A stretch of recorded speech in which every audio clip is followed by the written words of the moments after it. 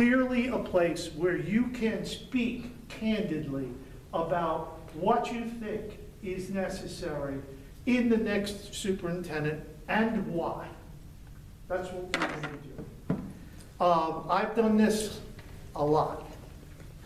And I'd like to say I'm a lot younger than I look, but that's not true. You know, I've been doing this for a long time. And one of the things that I certainly understand and know pretty well, that if you want something to be successful, you've got to give the people in your community and school community voice.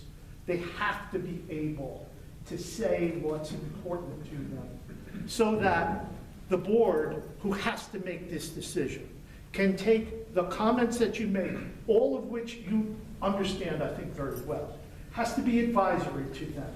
But I've never worked with a board that didn't take that seriously. I also think that what surprises a lot of people is when you do things like this, and it's not because I'm doing it, it's just when you reach out like this, you find there's more common ground than people thought there was. Because there are very few times that you have this opportunity to speak to what is a very important part of this community and the school district. Very important.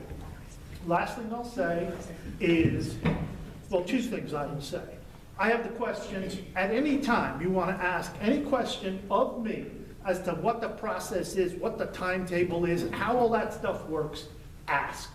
And you don't have to, we're not going to do, well, we're going to do questions first, ask later. You have questions, you want to ask them.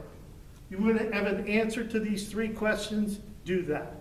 I was here the last time this search occurred, producing Mr. Lazovic, and the board then, not only the old board, but the new board could not have handled this any better than they did. And I think because of that, it was possible for this superintendent, who's now going to another district, to be successful, because in the absence of that kind of support, in the absence of engaging the community and people understand, there's a limit to what you can do. So what you can do together in all these parts is really important.